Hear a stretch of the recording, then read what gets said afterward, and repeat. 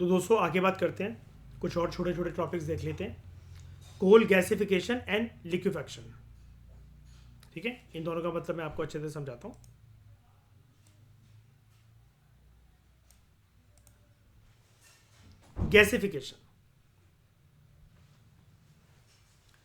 Gasification का मतलब क्या होता है? सबसे पहले उसको समझने से पहले आप ये एक समझो term, syn gas. It is a process of converting any carbon based raw material जिसके अंदर कार्बन कंटेंट हो, तो कोयले से बेहतर तो कुछ नहीं हो सकता। हमें अब क्योंकि यहां पर वर्ड आ गया गैसिफिकेशन, यानी कि कुछ ना कुछ गैस से रिलेटेड है, हमें उसको एक प्रकार की फ्यूल गैस के अंदर कन्वर्ट करना है। समझ रहे हो? एक सॉलिड मटेरियल को कंडीशन ये है जिसके अंदर कार्बन हो, उसको हमें गैस में कन्वर्ट करना है, लेकिन वो गैस फ्यूल की तरह काम करे। दो कंडीशन क्या है? सॉलिड मटेरियल हो श्रेया, लेकिन उसके अंदर क्या होना चाहिए? मतलब ऐसा नहीं कि कुछ भी सॉलिड मटेरियल को उठा लिया, कार्बन होना चाहिए अच्छी खासी मात्रा में। कन्वर्ट किस में करना है? गैस में। लेकिन वो गैस ऐसी नहीं कि धुआं उड़ाने के लिए नहीं है, हुक्का पीने के लिए नहीं है, वो फ्यूल की तरह यूज होनी चाहिए। Popularly known as syn gas. करा कैसे जाता है? सिंपल, एक कंटेनर होता है बड़ी बड़ी इंडस्ट्रीज फर्म्स वगैरह के पास, उसके अंदर कुछ वेंटिंग पाइप्स होती हैं और इसलिए उन कंटेनर्स को गैसीफायर बोला जाता है। तो पहले तो इमेजेस के थ्रू कवर करवाता हूँ ये। गैसीफायर,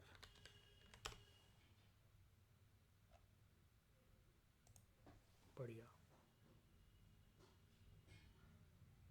ऐसा मान लो। इससे कुछ अच्छा मिलेगा क्या?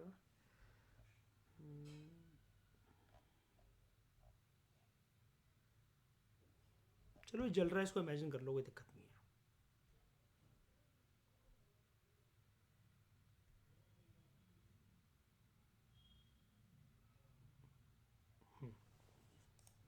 ठीक है। Coal is fed into high temperature pressurize container known as gasifier. ये गैसीफायर है। इसका ढक्कन खोलकर मैंने इसके अंदर क्या डाल दिया? कोयला भर दिया। ठीक है, बहुत हाई टेम्परेचर पर उसकी बर्निंग करी गई and it will be combined with hot steam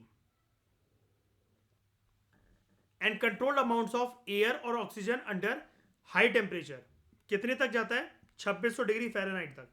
and high pressure up to 1200। ये जो PSIG है दोस्तों, ये एक प्रेशर को मापने के लिए एक यूनिट है। तो इसकी जो फुल फॉर्म होती है वो ये है, पाउंड्स पर स्क्वायर इंच गॉज। ठीक है,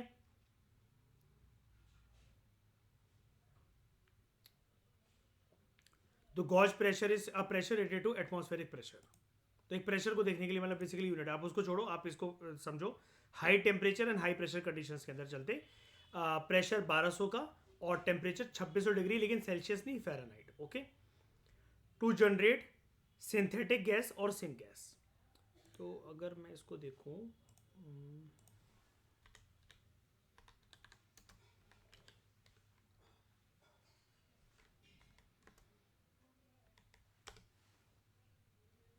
2600 फ़ारेनहाइट होगा आपका 1426 डिग्री सेल्सियस। ठीक है, 1426 degree Celsius to generate synthetic gas और syn gas. Typically syngas is a mixture of carbon dioxide, hydrogen, methane, nitrogen, carbon monoxide. देखो, कार्बन की चीज को जलाकर गैस बनाया जा रहा है तो कार्बन तो होगा, है ना? अब जिसके अंदर कार्बन है तो आप उसको प्योर कहोगे क्या? 100% प्योर कहोगे क्या? हमारा मकसद था भी नहीं 100% प्योर कोई चीज बनाना। यहां पर हमारा मकसद बेसिकली क्या था? वो किस में कन्वर्ट हो जाए? गैशियस फ्यूल में कन्वर्ट हो जाए, गैशियस फ्यूल में। तो यहां पर डाला हमने इसको, इसकी गैसिफिकेशन हो रही है, इसको हो सकता है स्टोर करके हम इसको गैशियस फ्यूल बना लें। और वो क्या बनेगा हमारी? कौन सी गैस? Syn gas.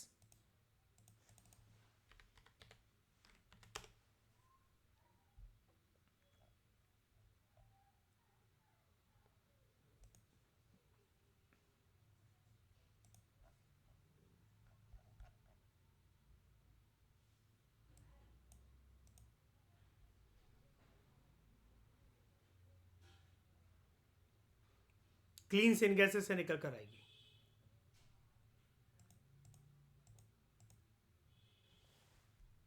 ठीक है, बेनिफिट्स क्या है गैसिफिकेशन के?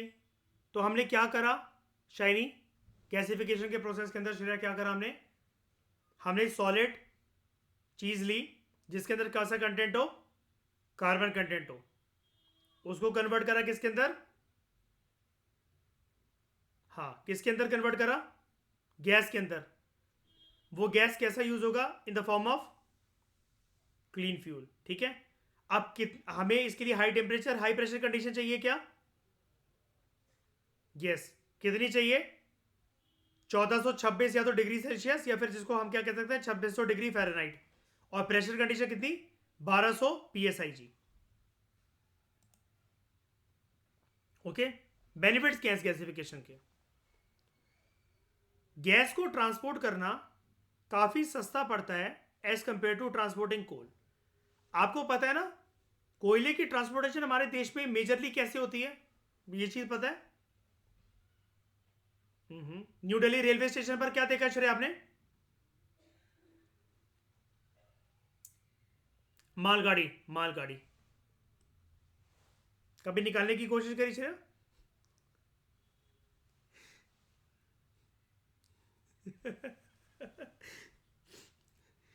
syngas burns much cleaner and reduces air pollution. It is renewable and does not depend on fossil fuels. ये काफ़ी क्लीन है, इससे एयर पॉल्यूशन भी कम होता है, रिन्यूएबल है and does not depend on fossil fuels.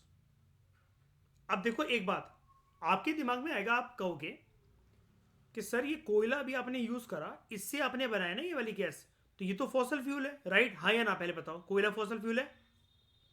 लेकिन कोयले को तो मैंने एग्जांपल के तौर पे यूज करा ना, मैंने आपसे क्या बोला, कोई भी ऐसा सॉलिड चीज जिसके अंदर कार्बन कंटेंट हो। पेड़ों के अंदर होता है कार्बन बहुत ज्यादा, और पेड़ ही जैसे दफन होकर वो बनेंगे कि नहीं बनेंगे, कोयला बनते कि नहीं बनते हैं? हमारी बॉडी में है कार्बन, है ना? लेकिन इंसानों को नहीं डालना इसके अंदर, ठीक है मयूर? ठीक है, कोई भी, हाँ कोई भी ऐसी चीज जिसके अंदर कार्बन कंटेंट अच्छी खासी मात्रा के अंदर हो, हाँ उसकी गैसिफिकेशन नहीं करनी चाहिए कि लोग इंसान जला दिए, लोग अब फ्यूल की तरह यूज करते हैं इनको।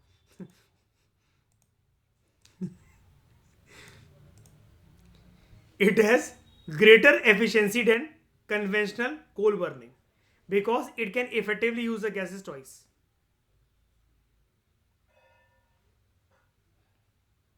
कैसे? Coal gases are first cleansed of impurities, जिसको हम लोग क्या कहते हैं, कोल गैसेस को छोड़ो, सबसे पहले कोयले की क्लीनिंग होती है, प्रोसेसिंग होती है, उसके बाद ये जो कोल गैसेस है इनकी भी क्लीनिंग हो रही है, इनसे भी इंप्योरिटीज रिमूव करी जा रही है। यानी कि एक तरीके से क्या मैं ऐसा कह सकता हूं, ये यूज करा जा रहा है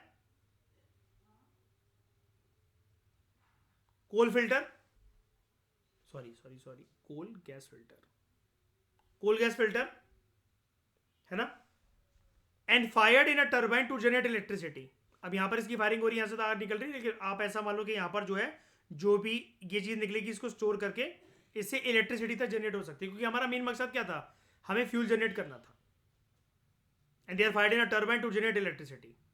अब हमेशा टर्बाइन का एक रूल होता है, जहां पर भी ये वर्ड टर्बाइन है, टर्बाइन मतलब ऐसे पंखे जो कि क्या कर रहे हैं, घूम रहे हैं, राइट, है ना, और वो इलेक्ट्रिसिटी जनरेट कर रहे हैं, और ये गैस भी अलग से यूज हो रही है, तो ये भी एक डबल फ्यूल है कि नहीं है?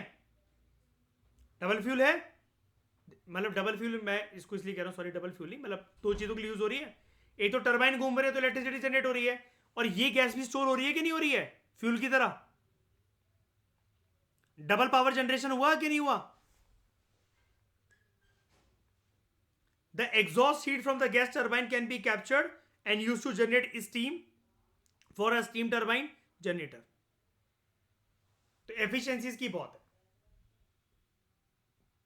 Because it can effectively use the gases twice. कैसे?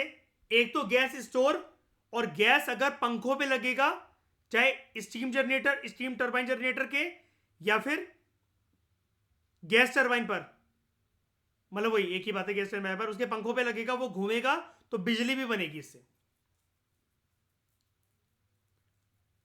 तो गैस स्टोर हो रही है एज अ फ्यूल, प्लस साथ में अगर इसकी प्रक्रिया को अच्छे से यूटिलाइज करें तो क्या यूज होगा, क्या बन सकता है, और बिजली. लेकिन कुछ कंसर्न्स एंड चैलेंजेस भी हैं. Coal gasification is one of the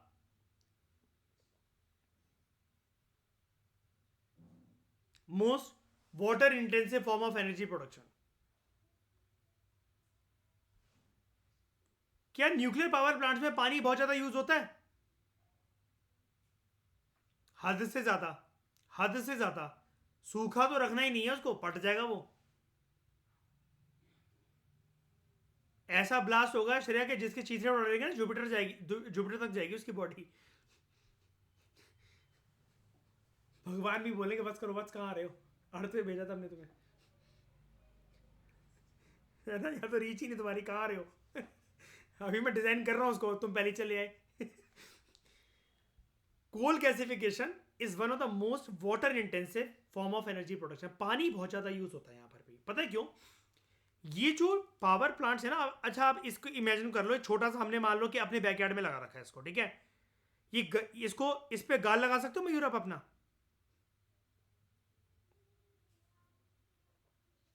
है ना, सोच रहा मयूर. है ना, ये बहुत गर्म होते हैं, और ये पता है अगर ब्लास्ट हो जाए ना, बहुत नुकसान हो सकता है इससे, बहुत नुकसान हो सकता है. क्योंकि ऐसी चीजें जब भी गैस वगैरह जहां पर भी ऐसे काम हो रहे होते हैं ना, पानी बार बार इसलिए यूज करना होता है, क्या, कूल डाउन इफेक्ट के लिए. अदरवाइज लोगों की खाले तक उधर सकती हैं इससे, अगर ये फट गया तो. Also there are concerns about water contamination, land subsidence and disposing of waste water safely. अब देखो, जैसे कोयले की गैसेस को या फिर कोयले को एक ज्यादा क्लीन करा जा रहा है, पानी यूज होगा वहां पर कि नहीं होगा प्रोसेसिंग में. मैं ये बात नहीं कर रहा, अपने अपने दिमाग में वो इमेज लेकर मत आना कि कोयले के ऊपर पानी डाल डाल के उसको साफ करा जा रहा है, घुल जाएगा कोयला वैसे तो. लेकिन जिस भी तरीके से प्रोसेसिंग हो रही है, पानी यूज करा जा रहा है कि नहीं करा जा रहा है? बिल्कुल करा जा रहा है. अब कंसर्न ये भी है कि चलो पानी तो यूज करा जा रहा है, वाटर बहुत ज्यादा चाहिए, लेकिन वाटर कंटेमिनेट जो होगा उसको सेफ तरीके से डिस्पोज ऑफ कैसे करा जाएगा? गैसिफिकेशन का प्रोसेस समझ में आया अच्छे से? नेक्स्ट बढ़ू, ठीक है. उसके बाद श्रेया, तुम्हारे कॉलेज वालों ने बनाया क्या ये चैप्टर? ये petrol gas fuel. Liquefaction, it is also called coal to liquid technology, CDL technology. हम लोग गैसिफिकेशन के अंदर क्या कर रहे थे? Coal to gas. यहां पर क्या गया लिक्विफैक्शन के अंदर? लिक्विड वर्ड, लिक्विड मतलब liquid, coal to liquid, CDL technology. It is an alternative route to produce diesel and gasoline, and it makes economic sense only in the world of high crude oil prices. ये चीज करना ठीक है.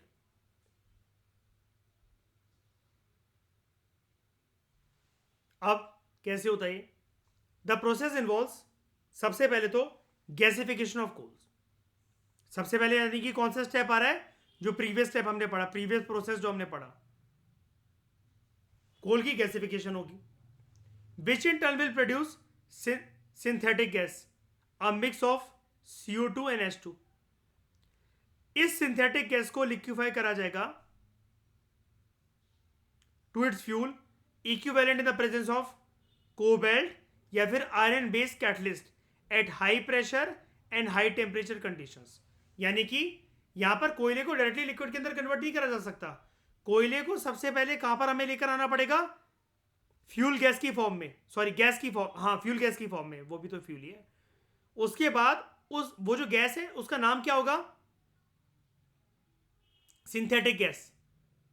अगर उसके अंदर CO2 और H2 है, इसके बाद इसको लिक्विफाइड करा जाएगा। कैसे? क्या यूज करके? कोबाल्ट या फिर आयरन बेस्ड कैटलिस्ट। कैटलिस्ट जानते हो ना, किसी भी ऐसी कैटलिस्ट एक प्रोसेस को कहा जाता है, कोई भी ऐसी चीज जो कि शाइनी किसी भी चीज का रिएक्शन फास्ट कर दे। ये वाली बात मैं अक्सर आपको PMFIs में बता चुका हूं बार बार। कैटलिस्ट एक ऐसी चीज होती है अशमा, जो कि किसी भी चीज का रिएक्शन जो है कुणाल वो फास्ट कर दे, जल्दी जल्दी कर दे मयूर, है ना। However, liquefied coal emits twice as much CO2 as burning oil. CO2 क्या होता है? और H2 हाइड्रोजन। तो कोयला जो है दुगना कार्बन डाइऑक्साइड, लिक्विफाइड कोयला जो है वो दुगना कार्बन डाइऑक्साइड एमिट करता है as burning oil. It also emits large volume of SO2, sulphur dioxide. Benefits क्या है लिक्विफैक्शन के? पहले लिक्विफैक्शन दिखा भी दूं मैं आपको।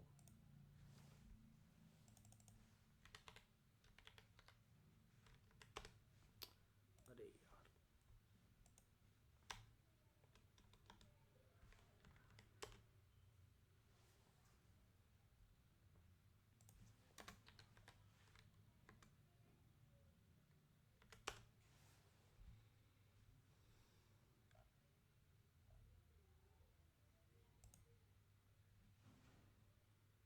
High temperature high pressure conditions के चलते हमें बेसिकली क्या करना है, ये तो प्रोसेस यहां से रिवर्स होकर आ रहा है, ये गैस को लिक्विड के अंदर बेसिकली हमें कन्वर्ट करना होता है।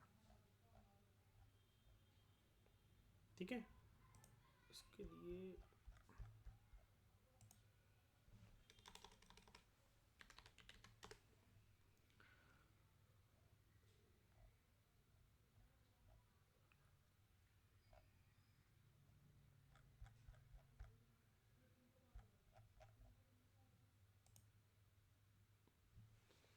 कुछ इस तरीके के प्लांट जो है इस्टेब्लिश करे जाते हैं कि वो गैस को बेसिकली चेंज कर रहे हैं एक लिक्विड फॉर्मेट के अंदर।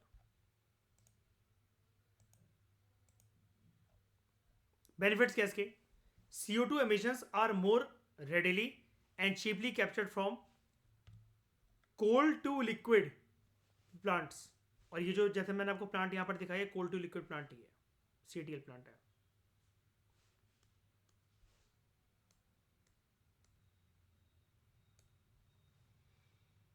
तो CO2 emissions are more readily and cheaply captured from CTL plants than from conventional coal fired power stations। अब ये जो CO2 कैप्चर हुआ है, क्या CO2 वैसे एनवायरमेंट के अंदर अगर एमिट हो तो अच्छी चीज है ये? क्या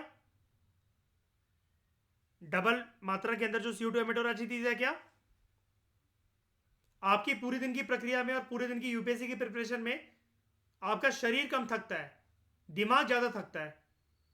आप जो फ्रस्ट्रेटेड हो, कभी चिड़चिड़े हो, कुछ भी हो, या आपका पढ़ाई में मन नहीं लग रहा है, आपको याद नहीं हो रहा, इन सब के पीछे क्या कौन सी चीज रिस्पॉन्सिबल है सबसे ज्यादा? CO2, है ना। भर जाता है ना जब दिमाग के अंदर, तो दिमाग चोक हो जाता है। The captured CO2 can be transported and injected into underground storage reservoirs, a procedure known as carbon capture and storage. ये वाला काम कुदरत भी करती है नेचुरल तरीके से, कार्बन सीक्वेस्ट्रेशन, है ना। कौन करता है ऐसा? सबसे बेस्ट वेटलैंड्स। वेटलैंड मैंग्रोव तो उसका एक पार्ट हुआ ना। शाबाश, दिमाग जिंदा यानी कि श्रेय है। कार्बन कैप्चर स्टोरेज, इसको हम लोग कहते हैं जियो सीक्वेस्ट्रेशन। अच्छा, सीक्वेस्टर करने का मतलब क्या होता है किसी भी चीज को? सीक्वेस्टर यानी कि कैप्चर करना बेसिकली उसको, ठीक है। हाँ, कंप्रेस करके दबाकर कैप्चर करना। तो जियो, ये मैंने लाइन मतलब ऊपर खींची है इन दो वर्ड्स को अलग करने के लिए, ठीक है। ऐसे कर देता हूँ, समझ आ जाएगा आपको। ठीक है, जियो सीक्वेस्ट्रेशन। क्या हम ज्यादा पेड़ पौधे अगर लगाएंगे तो कार्बन सीक्वेस्ट्रेशन हो सकती है उससे? यहां पर इसको स्टोर करा जा रहा है अंडरग्राउंड स्टोरेज रिजर्वर के अंदर, स्टोर अगर ना करा जाए तो कोई दिक्कत है? अगर अगर ये डबल डबल मात्रा के अंदर CO2 अगर एमिट हो रहा है, दिक्कत है इससे कुछ? ग्लोबल वार्मिंग बहुत, हाँ, global green house gas emissions, global warming, सब कुछ बढ़ेगा, अर्थ का टेम्परेचर बढ़ेगा, है ना? फिर लोग श्रेय फ्रस्ट्रेटेड भी होंगे, नहीं? मैं तो लोगों की बात कर रहा हूँ श्रेया, है ना? हाँ। Union minister of coal and mines, he made a target on, एक सेकेंड रुकना, ये, हाँ, ये वाली चीज़ ना बजट में ही आई थी, इस साल की नहीं लेकिन कितनी साल के बजट में आई थी ये, और इकोनॉमिक सर्वे के अंदर भी कवर था ये, ठीक है। Union minister of coal and mines made a target on coal gasification and liquefaction in coming future. हमने एक चीज पढ़ी थी, आप सबको याद होगा, श्रेय एक चीज पढ़ी होगी आपने बजट के टर्म्स में, कि वैसे तो वो एक एस्टिमेटेड रिसीट और एक्सपेंडिचर होता है, लेकिन शायद आपने एक चीज सुनी होगी, किसी किसी बजट के अंदर एक स्ट्रैटेजिक स्ट्रैटेजी भी आती है, मतलब शॉर्ट टर्म के लिए 5-10 साल की स्ट्रैटेजी भी कवर होती है उसके अंदर। जरूरी नहीं हर चीज एनुअली हो। इकोनॉमिक सर्वे और बजट की खास बात होती है कि कभी कभार सरकार उसके अंदर कोई नियर टर्म फ्यूचर की एक स्ट्रैटेजी या पॉलिसी भी बता देती है कि आने वाले 10 साल, 15 साल, 7.5 साल, 8 साल के अंदर हम इसको कवर करने वाले हैं, राइट? ठीक है।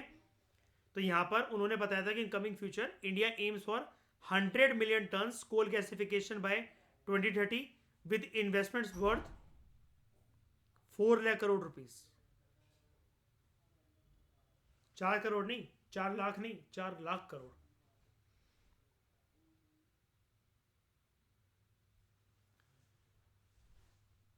For encouraging use of clean sources of fuel, government has provided concession of 20% on revenue share of coal use for gasification. आप लोगों ने एस्पिरेंट्स 2 का सीजन देख लिया? किसी ने देखा?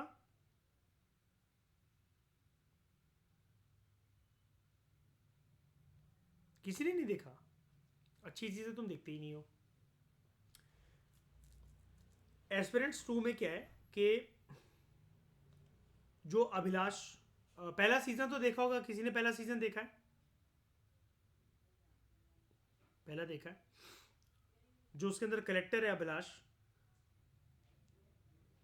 वो ना अपने ज़िले के अंदर यूपी में कुछ इंडस्ट्रीज की कॉन्फ्रेंस बुलाता है और उनको ऑफर देता है, ये जो हम उसकी बात नहीं करते हैं कि पेट्रोल के अंदर ये जो कुछ डीजल के अंदर कुछ जो है वो 20% ये मिक्स हो जाना चाहिए, हाँ हाँ, इथेनॉल ब्लेंडिंग प्रोजेक्ट जो होते हैं, इसकी प्रोडक्शन को बढ़ाने की बात करता है उन इंडस्ट्रीज से, कि हमारे ज़िले के अंदर इस सब की प्रोडक्शन जो है वो बढ़नी चाहिए। If I am not wrong, ज़िले का नाम रामपुर होता है, मुझे नहीं पता, यूपी में वो कहीं तैनात होता है, वो पोस्टेड होता है कलेक्टर। तो वो उसके लिए कॉन्फ्रेंस बुलाता है, इंडस्ट्रीज को बुलाता है। अब यहाँ पर क्या है, अगर आप इस चीज़ को अप्लाई करो जो मैंने आपको बताई, ये जो सरकार कंसेशन दे रही है, 20 concession of 20% revenue share of coal use for gasification, यहाँ पर क्या इन दोनों पॉइंट से मैं एक चीज़ समझ सकता हूँ, ये जैसा कि union minister of coal and mines का जो एक उनका प्रोजेक्शन है फ्यूचर को लेकर, या जो उनकी स्ट्रैटेजी है, क्या प्राइवेट सेक्टर को इन्वॉल्व करा जाएगा? भर भर के करा जाएगा। और ऐसे ही सेक्रेटरीज और जो डिस्ट्रिक्ट कलेक्टर्स होंगे, क्या वो कॉन्फ्रेंसेस आयोजित करेंगे इंडस्ट्रीज के साथ, इंडस्ट्रियल लॉबी के साथ मिलकर, ताकि उनको समझाया जाए कि हमारा मकसद क्या है और आपको हम कैसे फायदा पहुंचा सकते हैं। इंडस्ट्री बॉडी कभी भी सोशल वेलफेयर के लिए 100% अपना योगदान देने को तैयार हो जाएगी अगर उनको अपना फायदा ना दिखे तो? कभी नहीं। ये वाली बात समझाना, उनके कानों तक पहुंचाना, उनके दिमाग में इंस्टॉल करवाना किसका काम होता है ग्राउंड लेवल पर? IAS ऑफिसर्स का, एडमिनिस्ट्रेटर्स का, ब्यूरोक्रेट्स का। हम लोग कौन होते हैं श्रेया यूपीएससी को क्लियर करने के बाद, अगर हम IAS हैं तो? हम लोग कौन होते हैं? सरकार की पॉलिसीज को इंप्लीमेंट करने वाले सिविल सर्वेंट्स, राइट? अपनी तरफ से हम कुछ कर सकते हैं? पॉलिसी इंप्लीमेंट कर सकते हैं। पॉलिसी मेकिंग का काम फ्यूचर करियर में होता है, अभी नहीं होता। दिल्ली अभी दूर है ना? On revenue share of coal used for gasification. This will boost production of synthetic natural gas. जल्दी से फटाफट मुझे बता दो अगर आपने समझा या जितना भी आपको रिकॉल हो पाए, कोई बात नहीं। सिंथेटिक गैस क्या थी, कैसे बन रही थी सिंथेटिक गैस? इसके मेन इंग्रेडिएंट पहले बताओ, इसके अंदर क्या है? दो चीजें। नहीं, वो तो उससे तो बन, इंग्रेडिएंट बताओ क्या है।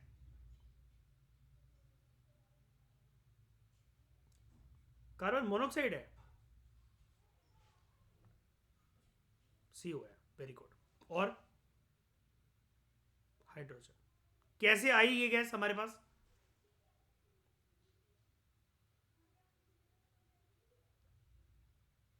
कोई भी जब हमने ऐसी चीज यूज करी जिसके अंदर कार्बन कंटेंट बहुत ज्यादा है, लाइक एग्जांपल कोयला। अब आगे की बात हाँ, आगे की बात वो करो कंप्लीट।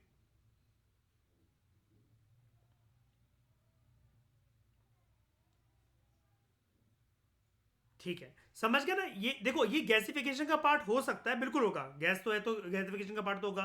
लेकिन ये चीज हमने यहां पर क्यों नहीं यूज करा सिंथेटिक गैस वर्ड? यहां पर तब तक ये यूज नहीं होगा जब तक high temperature high pressure conditions नहीं है, राइट? ये right. High temperature high pressure conditions के बिना आप कोयले को, ये किसी भी चीज के अंदर कार्बन हो, आप उसको जो है फ्यूल गैस में कन्वर्ट कर दोगे?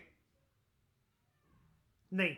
लेकिन गैसिफिकेशन के प्रोसेस में यस, वो टर्म यूज होगा और ये गैस बनेगी सिंथेटिक गैस अगर हाई प्रेशर कंडीशन है 1200 psi का, और हाई टेम्परेचर कंडीशन है 1426 डिग्री सेल्सियस का या फिर 2600 फ़ारेनहाइट का, 2600 डिग्री फ़ारेनहाइट का, राइट?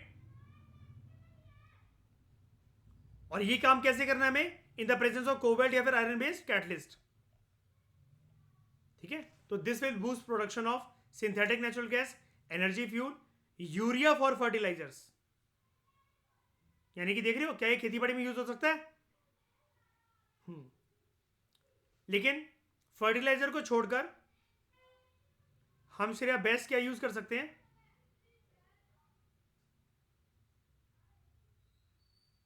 Nano urea. ठीक है, और उससे भी ज्यादा अच्छा नीमोटेड यूरिया, चलो उससे भी अच्छा जीव अमृत बीज अमृत, याद है? है ना? अग्नि अस्त्र, ब्रह्मास्त्र और नीमास्त्र, ये तो हो गया आग कीटनाशक, है ना? बीज अमृत, जीव अमृत, मल्चिंग, है ना? ये सारी चीजें यूज करी जा सकती हैं। बेस्ट है कि नहीं है? क्या क्या मिलाया जाएगा उसके अंदर, चलो मुझे बताओ। माइक्रोब्स को बढ़ाने के लिए क्या मिलाया जाएगा? Cow dung, cow urine. नहीं नहीं, वो तो कीटनाशक होगा श्रेया, उसको बढ़ाने की प्रोडक्टिविटी को। Cow dung, cow urine, jaggery, और किसका आटा? पस फ्लोर। पस floor, very good. And production of other chemicals. अभी तक आपके हिसाब से अगर मैं आपसे इंटरव्यू रूम में पूछूं, शायनी आपको बेस्ट फार्मिंग मॉडल कौन सा लगता है जो आने वाली हिंदुस्तान की जनसंख्या की आबादी को बढ़ते हुए देख उनकी खाने की समस्या को पैदा ही ना होने दे? क्या करा जाए इसके लिए? Very good, vertical farming. उसके बाद high voltage direct current, HVDC. The transmission modes and wires we use for electricity transmission have more than 40% losses. Transmission modes and wires मतलब क्या? यही जो बाहर खंभों पे जो बिजली की तारें वगैरह लगी रहती हैं, है ना? हाँ, जो लगी रहती हैं। मयूर, आपको एक चीज पता है? श्रेया, आपको भी पता नहीं आपको पता है कि नहीं पता। दिल्ली NCR में मयूर, कुछ साल पहले लोग, एक डिकेड पहले लगभग, अच्छे अच्छे मोहल्ले सोसाइटी में भी जो तारे होती थी वो नंगी तारे होती थी, किसी चीज़ से कवर नहीं होती थी वो, तो तारे डाल डाल के बिजली चला लेते थे। लेकिन CM केजरीवाल ने पूरी दिल्ली की तारें चेंज करवाई थी अभी हाफ डिकेड पहले। मतलब ये प्रक्रिया अभी भी बहुत सारे इलाकों में चल रही है, मुझे नहीं पता।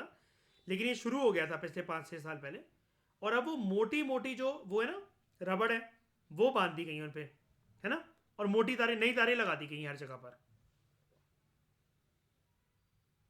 ताकि कोई मतलब बिजली की चोरी ना कर सके.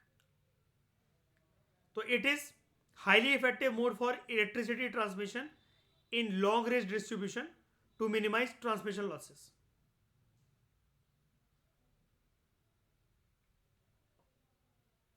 High voltage direct current. Here transmission mode of electricity is direct current in high voltage. This type of technology will be introduced in coming future.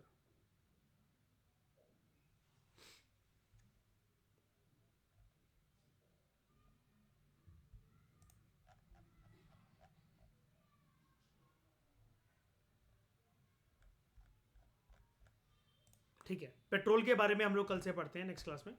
इस डिस्कशन में दोस्तों फिलहाल इतना ही. Thank you very much for discussion.